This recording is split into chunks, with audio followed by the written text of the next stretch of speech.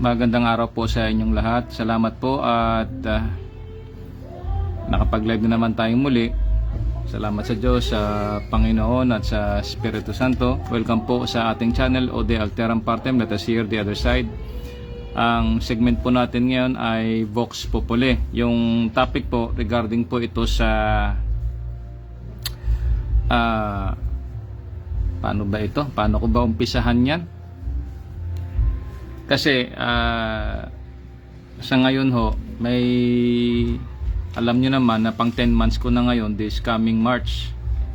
10 months ko ho na mula ho nung tinanggal ako sa trabaho, at baka sabihin nyo makulit naman ito, paulit-ulit, wala ka na ba ibang topic? Marami naman ho sanang topic, kaso lang concern ko lang ho dahil syempre ako ho, tumatawag sa mga kakilala, nagbabaka sakali sa mga kakilala, at lalong-lalo na ho sa mga pamilya ko na humihingi ba ako ng tulong. Una dyan, financial. Siyempre may gagawin ho tayong mga hakbangin kasi kailangan ho natin gumawa ng hakbang dahil po sa perwisyo ho na ginawa ito sa akin. Dahil hinumpisahan ito, hindi naman ito matatapos sakaling hindi ko ipaglaban ito. Kailangan inumpisahan ho, talagang tapusin na ho. Opo, tapusin. Mabigat kasi ito dahil dyan sa amin sa serbisyo, hindi ako pwedeng mag-file dyan sa administrative kasi nga hindi ko naman sinasabing bias o walang hustisya. Siyempre ang papaboran yan, sino yung may katungkulan dyan. Bagaman ho may mga prima facie evidence ako na meron ho talagang abuse of authority, and there was a violation doon sa tinatawag na chain of command under doon sa tinatawag na sa uniform service. Kasi ho bawat opisina meron hong tinatawag yan na mission and functions. So again, uulitin ko lang,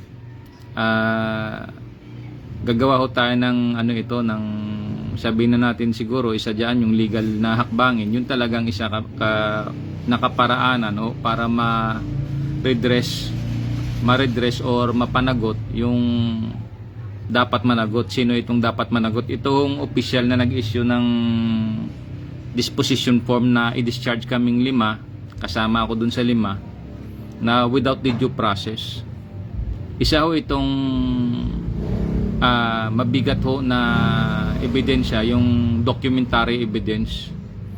Kasi nga since na wala pa naman ito sa korte, sakaling makarating ito sa korte, hindi na ako pwedeng magsalita. Pero ho, under doon sa documentary evidence, meron hong tinatawag na prima facie or prima facie. Ibig sabihin at face value, makitaan mo talaga na merong violation doon or abuse of authority and abuse of discretion. In a sense na bakit ho merong nagme-merit ng ganon, merong ibig sabihin may case. Kasi ho, yung isang kasama ko doon, expired na yung re-enlistment niya, 2024 pa. Mantakay mo, discharge siya ng 2025 na. Mantakay mo, halos isang taon yung binigay sa kanya. Tapos ang basihan niya para i-discharge ako on my personal, sa personal ko ha, kasi lagpas na raw ako ng 60 days. March kasi ako nag-expire yung re-enlistment. March nag-expire. However, nag-issue si Commandant ng direktiba first week of May na mag-re-enlist ho lahat. Kasi ho, si Commandant, nalalaman niya, kailangan talaga i-process muna yung tao bago mo siya i-discharge. Ganun ho. At saka, ang record ko diyan sa Coast Guard, wala naman ho akong mga illegal na record diyan. Wala ho. Bagkos nga, tumutulong ako diyan eh. Ganun ho iyan. Prima facie in a sense na meron pa doon, liban doon sa nag-expire na yung releasement niya, 2024. Meron din pong dalawang mas nauna sa akin doon, February, dalawa ho sila. Bakit hindi sila nakasama doon sa discharge? Bakit hindi sila nakasama? Bakit hindi nilapat sa kanila yung September of 2023 na memorandum circular na kailangan ng 60 days? Bakit ho hindi? Therefore, meron nung tinatawag na loss for you but not for me. Ibig sabihin, random, arbitrary, selective. Selective in a sense na bakit senior ako dun sa dalawang February, pinagbigyan mo nga ako hindi. Bakit? Gaano na ba katagal ang serbisyo nila? Ano bang napatunayan nila? Siguro naman sa akin, sa kababaang loob, kababaang naabot ko dyan, may napatunayan ako. Isa dyan, yung color guard, hindi nga lang ako pinagbigyan. Hindi lang ako pinagbigyan, hindi lang ako binigyan ng award. Pero alam ko ho, marami hong nakasaksiyan. Ulit-ulitin ko man ito, wala akong binabiolate.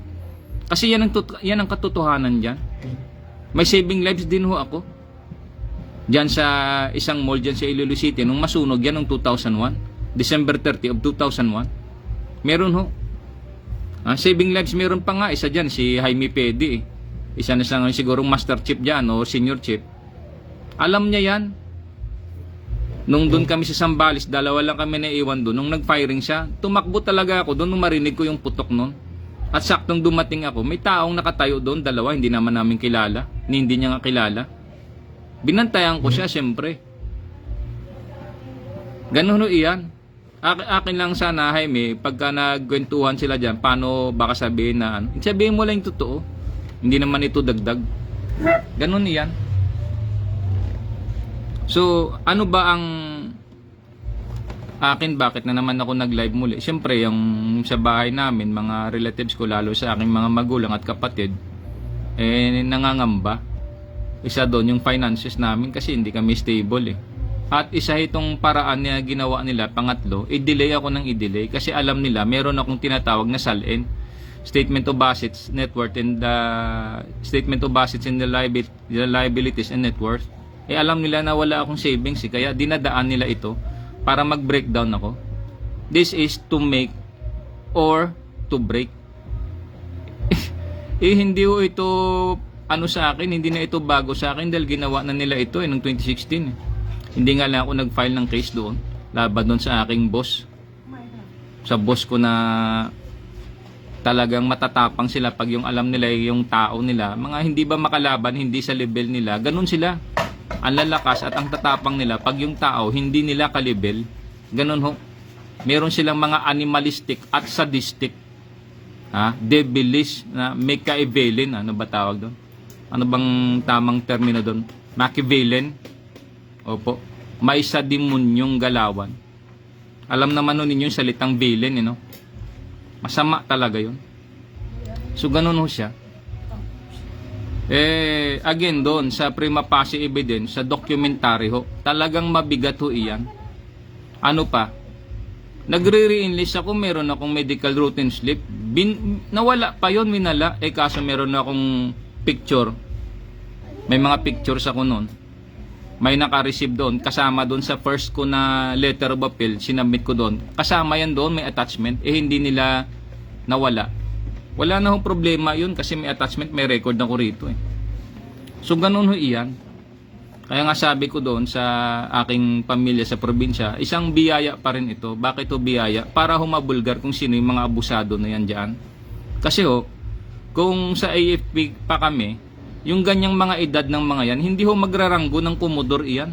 Opo, hindi ho magkakaroon ng ranggong komodor. Kasi ho, pamilyar ako, may mga nakikita ako sa Navy na yung iba talaga may edad na pero ang ranggo nila halos commander pa lang kasi sa daming ng opisyal, grabe ho yung kompetisyon diyan. Samantala diyan sa Coast Guard, siyempre sila yung nauna eh. Sila ho yung nauna. Although na mas nauna ako sa kanila, siyempre malungkot dahil non-officer ako, enlisted, siyempre ang baba pa rin talaga ng tingin nila sa amin. Bagaman sabihin siguro sa serbisyo na senior ako sa kanila or senior ako sa kanya. Siyempre, pag tumaas na yung ranggo, ang tingin sa sarili niyan, Diyos na. Ganun ho. Ang dami ho, patong-patong ho yung magiging kaso niyan. Pato yung sana, yung legal officer namin dyan sa CG1, dapat ho nag-advise din sana. Hindi nga nagbigay ng advice eh. Anong tawag doon? Malfeasance, misfeasance, nonfeasance? Ganun ho siya. Marami ho yan. Ngayon, baka sabihin ninyo, ba't mo naman sinabi eh, hindi ka pa nga napag-file? Mas maiging nga nakapagsalita na ako kasi pagka nasa korte, hindi na ako pwedeng magsalita kasi magiging subjudice na iyan. Every element na may sustansya doon sa related sa kaso, hindi mo na pwedeng sabihin. So ganun iyan.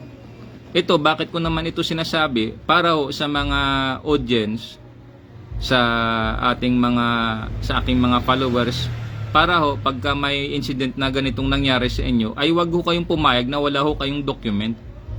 Kumuha ako yung document, picturean nyo ho. Kasi mabibigat iyan ng mga ebidensya. Those are documentary evidences. At least kung may record ka, hindi pwedeng basta-basta nila burahin iyan. At kung buburahin nila yan, ang problema nila, ang laki ng problema nila lalo, papatong-patong lalo yan. Kasi destroying any government documents are criminal offense. Ganun ho yan. So, naintindihan nyo po ba? Ganun ho.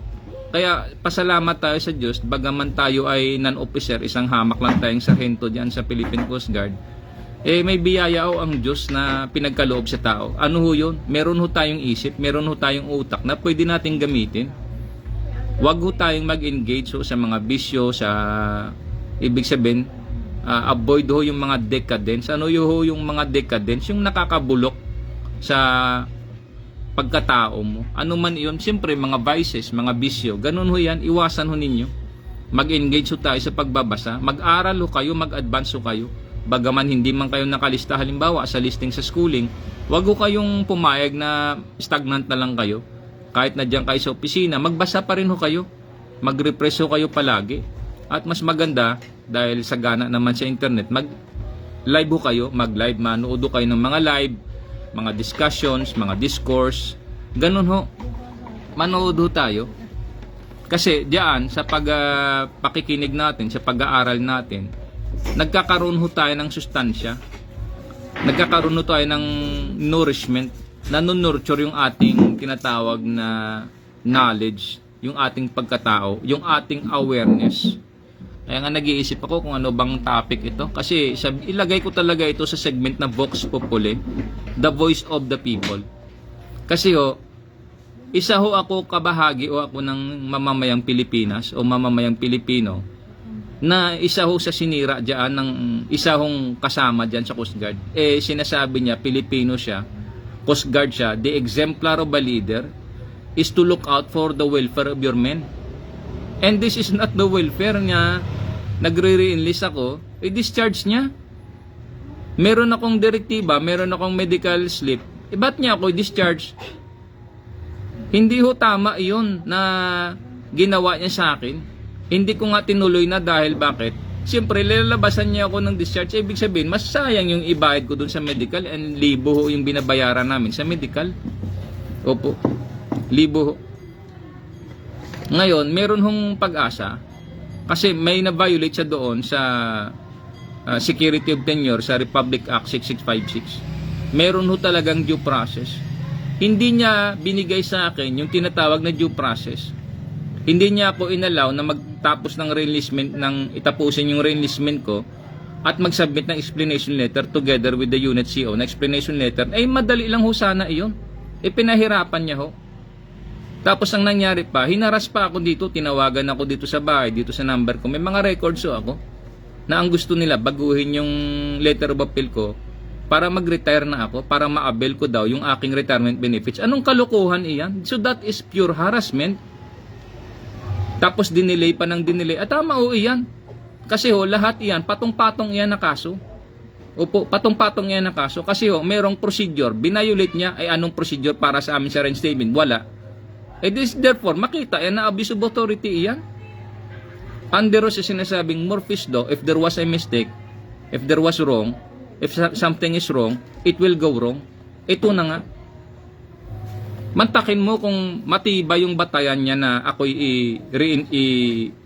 honorable discharge tapos ayaw niya ako i-reinstate tapos binitin niya ako ng binitin. Ganun ho laking problema niya dyan. Tinanggal niya ako ng ganung kadali tapos ibalik niya ako ng kung kailan yung gusto niya. So nagpapakita ho iyan ng abuse of authority. Malinaw ho iyan, napakalinaw iyan. Abuse of authority and abuse of discretion. Ay si Ma, magandang hapon sa'yo. Sana hindi ka ma-endorse kakapanood mo sa akin dito. Baka malasing ka dyan. Iba sila dyan. So ganun ho. Ganun kabigat yung ginawa nito. Meron nga tayong AFP, meron nga tayong mga batas. Siyempre, kailangan natin ilagay ito sa proper forum. Ano pong dapat gawin? Legal ho na hakbang sa korte ho. Kasi pag dyan sa Coast Guard, wala ho mangyari dyan. Tulad ngayon, 10 months na ako. Wala talagang nangyari dito. Kahit ipapalap ko na yung papalo up, wala rin. Tulad nakaraan, sinabi ko naman sa inyo. Ngayon ulitin ko na naman. Nag-follow up ako doon. Ang itinagpa nga sa papel ko, case study, case evaluation. Anong case na yan? Reinstatement, reenlistment, tapos naging kaso yon. Ano bang case diyan? May nagawa ba akong krimen na bakit sabihin na case? Doon pa lang sa terminologies na yan, disagree ako eh. Why tag my documents as a case? Case verification, case evaluation. Dapat status. Reinstatement status, not na case. Kasi reenlistment eh, at nakita naman nila, meron talagang violation doon. May direktibang commandant, baliin mo. Ano ba ang mission and function ng isang opisina mo? Yan, mabibigat yan na ebidensya dyan. May mission and function yung opisina mo, ano yan? Mag-advise kay commandant. Bakit? May direktiba si commandant, advisean mo, baliin niya sarili niya? Anong klaseng leader ka? Nag-utos yung pinakamataas, advisean mo na wag i-re-enlist yan? Bakit? Dahil ba sa religion? Pagpalagay natin, ano bang dahilan mo? So ganon, ang laki ho ng problema nito. Ngayon ang problema ko lang dahil hindi ako makausad-usad. Siyempre, kailangan ko ng mga financial din para sa abogado. Pero merong paraan. Nagtitiis lang ho ako. May sagot naman yung isang abogado. Wala pa akong sagot. At sana kung maipasaman ito, magre-request tayo sa korte na sana ma-speedy trial ito. Kasi at face value, at prima facie evidence. Ano yung prima facie evidence? Yung documentary ho. Documentary evidence are hard facts. Are hard proof na yan na meron talagang abuse of authority. Nasaan yung aking reenlistment? Itinapon niya. Akala niya makawala siya. Patong yan. Kaya mahuhulog iyan. Pag nag-file tayo sa civil case muna. Pag nag-file tayo ng civil case, magbabayad muna siya ng danyos. Pangalawa dyan, criminal case yan. Bakit? Tinapon niya yung document.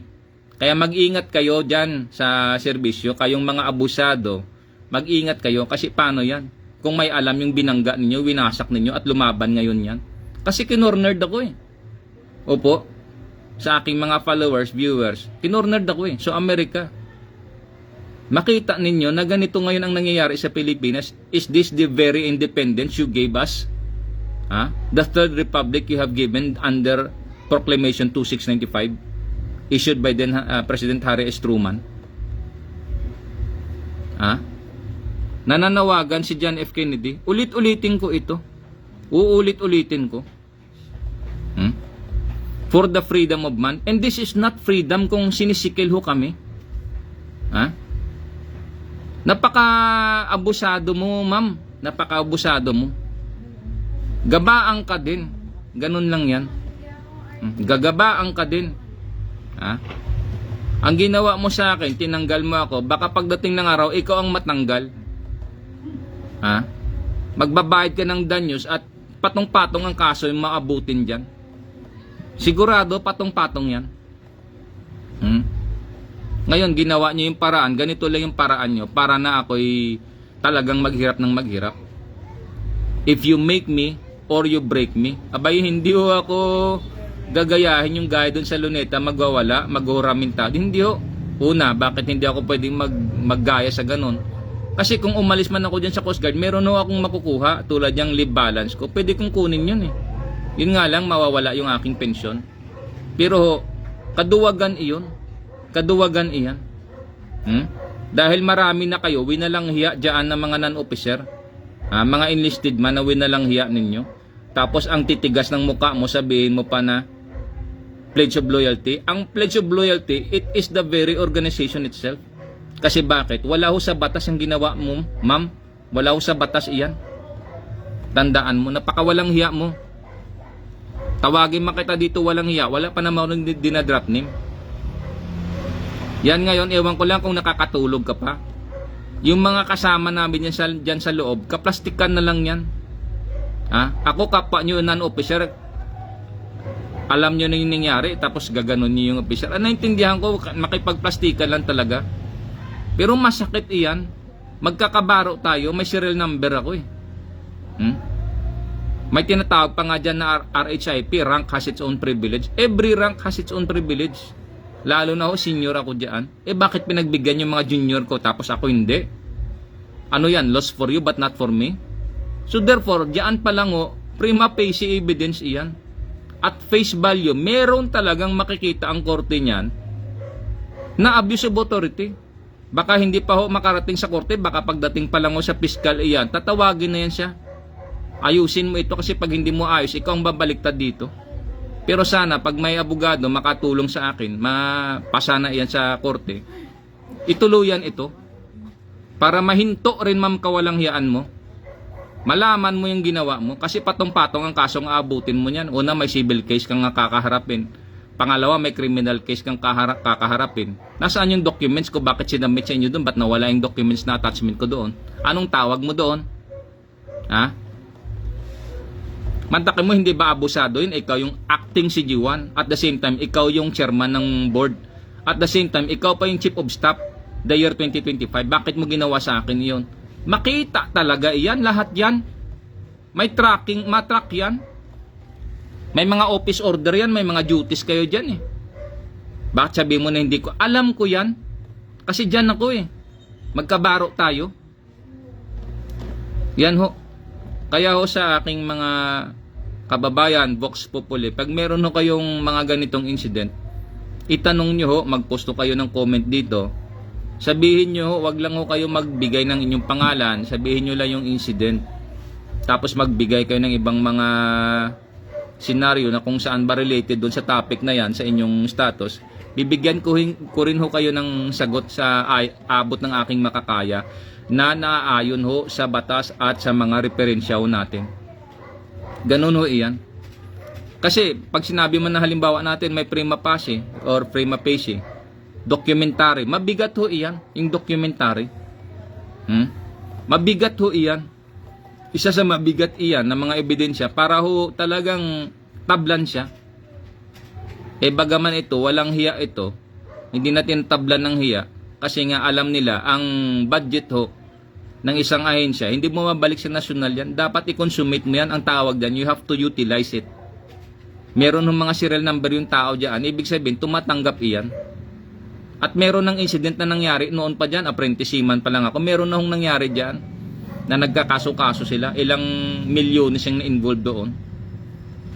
Hanggang sa nakatakas na nga lang yung salarin doon. Nung takay mo, binabago nila yung papel, mga tao, mga ilang beses na. Basta grabe na lang ho, ayaw ko na lang magbanggit. Kasi yung taong nakatakas doon, ang balita ko doon, isa sa relatives niya or malapit na pamilya niya, isa hong general.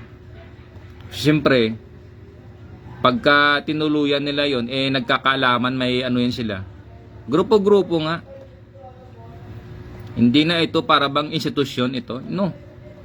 If this is nation building under diyan sa Memorandum of Understanding 01 dated 2000. Anong sabi doon? Andyan sa Blue Book ng Coast Guard. Nabasa ko yan dyan sa Doctrine Development Research Center. Nabasa ko yan dyan. Nagulat ako nung nabasa ko yun. Dinadirect ho lahat ho ng government agency para ho for national development. Paano tayo magkakaroon ng national development kung ginaganito yung tao? Nagre-re-enlist ako. Tapos ganunin ka. Dapat sana pinatapos yung enlistment ko, pinasabi na explanation, naharap ako sa board. Harap ako ay commandant. Sa commandant namin, sir, to Commandant Admiral Ronnie Hill Gaban, sir, talaga ang bigat ng ginawa sa akin, sir, ng isa nating kasama dyan. Kaya ako, sir, nagsasalita dahil grabing epekto ito sa pamilya ko. I know this is make or break. Break. Anong klaseng break yan? Sirain na. Hindi na, sir. Hindi na ako papayag sa ganitong ginawa niya, sir. Tulad niya, sir, 10 months na ako, nagsasuffer kami dito, nag-aaral yung bata, nagkasakit ba ako. Lahat na ho, nabenta ko ng mga iba kong gamit dito. Halos makaawa ako sa mga kaibigan, kakilala, para tulungan. Wala ho. Wala rin sila, halos lahat may problema din. Tapos meron tayong mga kasama dyan, halos idiin pa ako. Napakamali ng impormasyon na nakuha ninyo, tapos idiin pa ako. Ang mangyari, sila pang may alam, mas may alam kaysa akin. Ako nga yung kinaukulan eh. Ako nga nangyari sa akin yun. Tapos nakatanggap lang kayo ng kwento. Yung kwento pa yan, yung magiging super Trump na impormasyon, class A na impormasyon. Hindi ho. May document din ho ako dito regarding sa medical na ginawa sa akin. Meron ho. Tulad yan si Mara, isang civilian dyan, yung psychiatrist. Ano ang karapatan para i-gauge ako niyan? Psychiatrist lang siya. Bakit doktor ba siya? Hindi nga siya doktor eh. Lahat ho yan, puro falsifikado. Falsifikado ho. Dapat pinaharap sana ako sa isang doktor. Tawagin kang si Raulo. Si Raulo dahil hindi mo ako kaya. Ganon lang yan. Hindi mo kasi kaya sa katwiranan. Sabihin mayabang, hindi. Ang pagsasabi ng totoo, hindi mayabang. Ang totoo, masakit man, masarap man, totoo. Ano nga sabi doon sa, kung napanood ninyo yung pelikula na Kingdom of Heaven tungkol ito sa Israel, ano ang sabi ng Baron of Evelyn? Sinabi niya sa kanyang anak, Dabdi night. Anong sabi niya? Be without fear in the face of thine enemy. Be brave and upright that God may love thee. Speak the truth, even if it leads to death. Safeguard the helpless and do no wrong. Panoorin nyo yung Kingdom of Heaven, very inspiring ho iyan. Mantakin mo kamatayan mo na sabihin mo yung katotohanan. Kasi ho, yun ho ang yun ho yung nararapat. Kasi ho, yung mga sinungaling, nakasulat iyan sa Apocalypse, na sa Revelation 21 verse 8, liars goes to hell. Even the cowards. Kahit ho yung mga duwag, abay hindi ho tayo pwedeng maduwag. Lalo ng pinerwisyo sa akin na to, hindi ho. Comfort is never the companion of courage. Kaya ho, nawala man yung comfort ko kasi sumasahod ako, magre-retire na sana ako this year. Paano ako makapag-retire? Is this, tingnan nyo nga kung talino ito, kung prudence ito. If this is prudence, well, listen. Nagre-re-enlist ako, dinischarge honorable ako. After nyan, mag-file ako ng letter of appeal. Tapos, appeal to reinstatement. To reinstatement, after ma-reinstate ka, magre-re-enlist ka. Mantakay mo yan 5 na proseso na. After na ma-re-enlist ako, mag-re-enlist ako, kasi may reinstate tapos mag-re-enlist ako. After ma-re-enlist ako, mag-file ako ng retirement, mantakay mo 6 ulit na katagal-tagal na proseso yan. At isa pa ho dyan, apektado ho yung aking pensyon. Kasi ho, dapat pang 25 years ko na, so therefore, yung 4 years ko, mauuwi sa wala yon kasi hindi nila i-grant, hindi mag-grant yung aking piplong pay kasi nga na-reinstate ako. At isa pang malungkot yan, balita ko sa ibang mga na-reinstate dyan, hindi binalik ko yung kanilang back pay. Wala hong binalik. Anong tawag nyo dyan? Prima facie at face value, it's a corruption. Ganun yan, ma'am. Gabaan ka talaga dyan, ma'am, sa ginawa mo. Dito sa lupa at dun sa kabila, magbabayad ka ho. Ganun yan, magbabayad ka ho sa ginawa mo na ito. Walang hiya ka, pakain mo sa pamilya mo, pasarap kayo habang yung pamilyang ibang pamilya ko, mga magulang, kapatid ko, nagsasuffer kami. Walang hiya ka, ma'am. Ganun yan, walang hiya ka. Pasasa ka, pasarap ka. Takay mo ranggo mo, general yung ranggo mo, ganyan ka mag-isip. Saan ka makakita sa ipin ng mga ganyan? Sa distaho yung ganyan.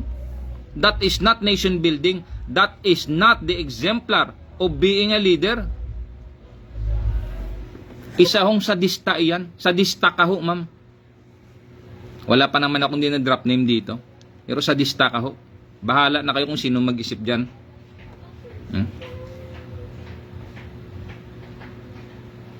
Again, panawagan ko sa aking mga kababayan, sa mga kapwa ko Pilipino, dahil sa inyong dugo at pawis, yan ho ang katotohanan yan. Kasi buwis ho iyan. Galing ho sa inyong buwis, yung pasahod dyan sa gobyerno. Mantakin mo isa itong kasama. Hindi naman kanya yung pera, hindi naman kanya yung Coast Guard, pero malupit ho ito masyado. Isa hong malupit ito. Sa demonyo ho yung galawan na ganito. Hindi ho maka-Pilipino. Bakit ho sa demonyo? Napakasinungaling Sumumpa ka sa Diyos, sumumpa ka sa konstitusyon, pero ang ginawa mo sa demonyo, sinisira mo yung institusyon. Sino ngayon yung nag-violate ng Pledge of Loyalty dyan? Ako? Dahil nagsalita ako? Hindi ho. Ang pagsasalita ng katotohanan para ho mabulgar yung pagmamalabis, at nagmamalabis ka ho, ma'am. Isa hong pagmamalabis mo yan. Ngayon, antayin na lang natin yung sakaling ma-file man ito sa korte. Hihilingin ko yung korte ng speedy trial Kasi at face value, prima facie evidence ho, mga documentary, napakalinaw ho, talagang may abuse iyan. Malungkot nga lang, sabi ko nga sa mga pamilya ko, sa mga magulang kapatid ko, hindi ako abogado. Kasi kung ako'y abogado, mag-aalangan yung mga walang hiya na ito. Mag-aalangan ka, ma'am, walang hiya ka. Bakit hanggang ngayon, ma'am, hindi mo ako hinarap doon sa deliberation? Ba't ayaw mo ako harapin dahil nahiya ka?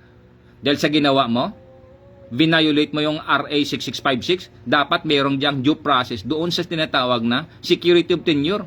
24 years na ako, ma'am, eh. We are an institution. Institution bang tinatawag mo, sinisira mo kapwa mo? Ha? Langya ka, ma'am. Gabaan ka talaga, ma'am. Lakas ng loob mo, manalangin pa kayo sa Diyos, hindi kayo nahiya sa gawain yung kasamaan. Bakit pag may nangyari dyan, kung anong mga nangyari dyan, buwis buhay kami, ah. Yung kasama namin, nagbuwis buhay na. Si Chief Glian, muntika na yan sa dyan, saksakin dyan sa parola. Mga summer 2006 iyon. Si Chief Espino, nung hindi pa nag-awol yun, kami noon, si Aguinaldo, nung after na yata na mahampas yun si Aguinaldo. Nagpahinga na si Chief Aguinaldo, yung class 4 dyan. Si Agi. Ganun ho. Muntika na siyang saksakin. E babarilin ko sana yung sasaksak, maigi na lang bumalik, mantakin mo yung naligtas ko nga dyan. At the same time, nasave ko ho yung buhay ng salarin, ng suspect, nang pwede hong sumaksak sa kapwa namin Coast Guard. At si Chief Glian ho, nag-retired na yata yan, nag-retired na rin ho yan. Assign ho yan sa K9. Dalawa hong buhay na naligtas ko dyan. Kasi hindi niya nasaksak, una, hindi niya nasaksak yung Coast Guard. Pangalawa, hindi ko rin siya nabaril. Kasi bumalik siya nung tinutukan ko na siya ng baril. Naka-lock and load na ako, pipigaan ko na sana eh.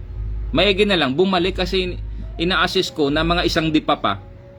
Maigi na lang, bumalik yung bata. Kasi kung hindi, pipigaan ko at marami talagang madadamay rin doon. Mantakin nyo ho yan, wala nga ginawang report yan. Nangyari iyan. Alam iyan ng PAW namin, daming nakasaksi dyan sa parola. Dami hong nakasaksi dyan. Dyan sa may parola compound, dyan sa may Coast Guard base parola. Daming nakasaksi, daming nakaalam ng kwento na yan. Na hindi nga ako binigyan ng award doon. At sakali mang makabalik ako sa serbisyo kasi gusto kong makabalik dahil gusto kong mag-retire. Gusto kong maayos ito. Yung kademonyuhan ng isang kasama na gawin sa akin ito. You think that is law? Probably law bending. But then, if you bend the law, that is not law. That is breaking the law. There is no such thing as law bending or bend the law. Walang hiya na senador na yan. Bastos. Bend the law. Law defined as right is always given. Again, law, quote, right is always given, unquote. Yan ho yung batas. No such thing as bending the law or bend the law. There is no such thing. So ano bang itapik ko rito? Kumapit lang magtumibay. Magtumibay ho tayo. Kailangan natin ng courage nga eh. In the face of odds, in the face of adversary, you need courage. Yan siguro ang itapik ko ngayon sa ating tinatawag na segment na Vox Populi, the voice of the people. Kailangan ho natin ng courage. We need courage. Sabi nga sa Biblia, nakasulat yan sa Juan 16:33, ang sabi ng Panginoon, be of courage, I have overcome the world. Kasi sa mundo, merong tribulation eh. But be of good cheer. Be of courage. I have overcome the world. Sinabi ng Panginoon yan, tumitiwala tayo. Ayaw ko lang hong pumunta dyan sa Malacanang para hong mag-appeal. Hindi ko masikmura eh. Hindi ko hong masikmura na sa panahon ngayon na imbis na matiwasay sana ang Pilipinas kasi ang dami yung problema, bakit tinatraidor tayo? Utos ba? Sino ba nag-utos niyan? Sigurado may traidor na nag-utos. Ganun ho. Kaya kailangan ko magsalita rito. At least alam ko nakarating naman ito sa Amerika para ho may mag-monitor sa inyo. Again, panawagan ko, this is the imminent threat sa Pilipinas. There is The so-called national subversion. Ano yung national subversion na yan? Hindi naman kanya yung pera, hindi naman kanya yung Coast Guard, pero malupit ho ito masyado. Isa hong malupit ito. Sigurado may traidor na nagutos. Ganun ho. Parating naman ito sa Amerika para ho may mag-monitor sa inyo. Yan ho. Yan, nakapost na, pinost ko na. There is a national subversion. Grabe ho. Grabe itong nangyayari ito. Isa pang panahon ngayon, nakakatakot.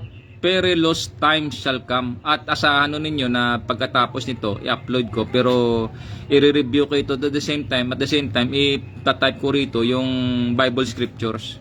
Para ho naayon doon sa sinasabi ko, mababasa ho ninyo. Isa din nabanggit ko, isa pa doon, yung sa Romans 12:19, yung salitang gaba. Sabi kasi ng Diyos yan, wag ho kayong magsipaghiganti. Kaya ayaw ko maghiganti. Idaan natin sa proseso, sa legal.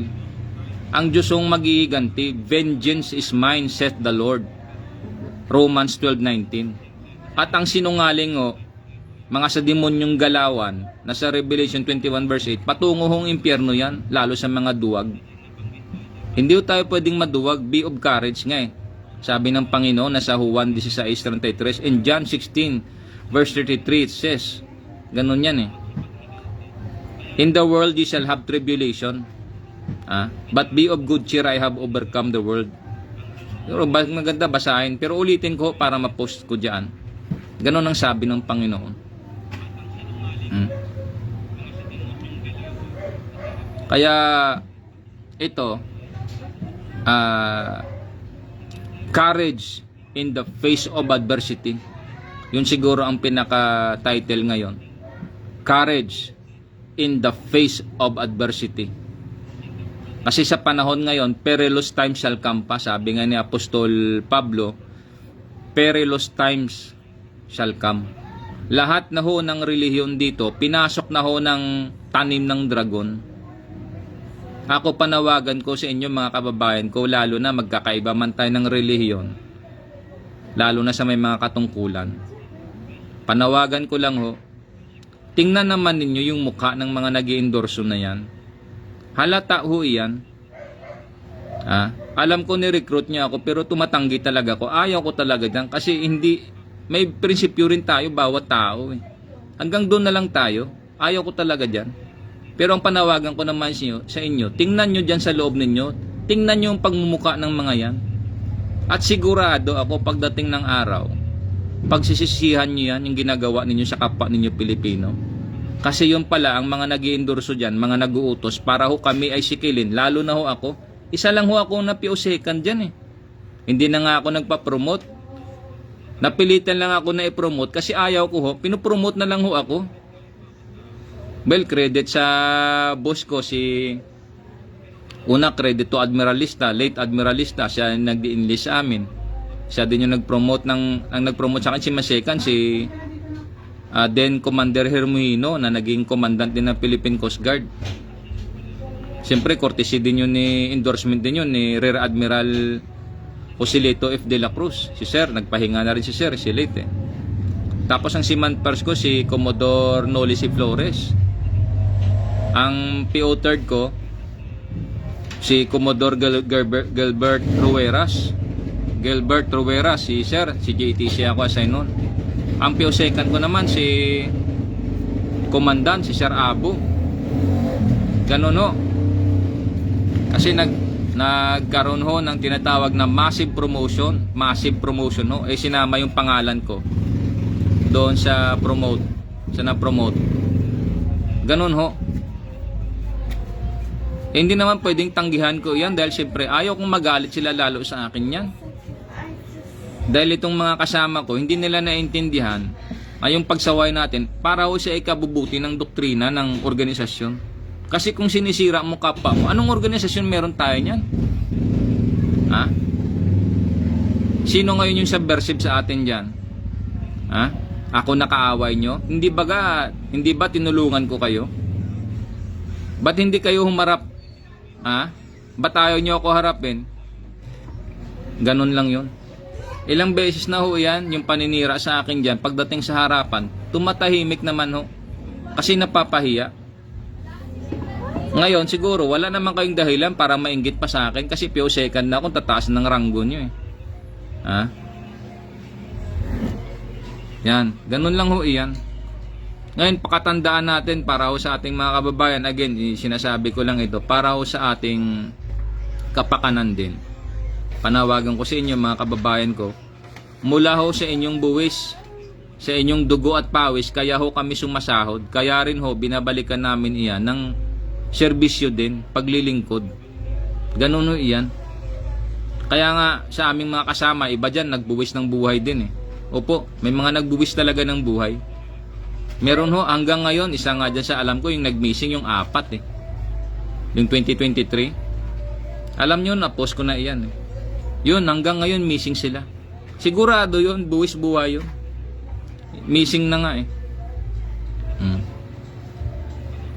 So, again, ang ating topic ngayon, sa ating segment na Vox Populi, ang topic is courage in the face of adversary. Salamat to sa Diyos, sa Panginoon at sa Espiritu Santo, sa karunungan, sa lakas ng loob, sa tibay na patuloy tayong nakakapag-salita at nakakapag-Facebook Live. Sa aking mga magulang, shout out sa inyo, sa aking mga kapatid. Talagang mahirap po talaga, mapait ito. Pero siyempre, kailangan nating tiisin kasi pagkatapos ng ulan ng bagyo, sisikat ho yung araw. At bagaman umuulan at bagyo, meron namang hustisya, sumisikat pa rin yan eh. Tinatakpan lang ng ulap. Ito ng ulap ngayon. Ulap ng pang-aabuso. Isa hong malinaw iyan. Kaya sana Amerika, tulungan nyo rin kami dito. Kailangan ho namin ng inyong tulong dahil ho, yung kapangyarihan ng tanim ng dragon, halos ho lahat na. Hawak nila bigas, asukal, asin, lahat na ho. Pati alak, sigarilyo, pati ho droga. Hawak nila. Ano ho yung pain nila? Abay, corruption ho. Paano ba pambulag dyan? Corruption lang.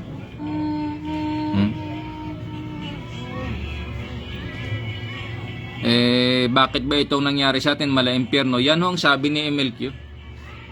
So again, ito po ang ating pong segment ngayon ay Vox Populi, the voice of the people. Topic is courage in the face of adversary. Ito po ang inyong host, Jesus Sukgang Jr. o de Alteram Partem. Let us hear the other side. Amen.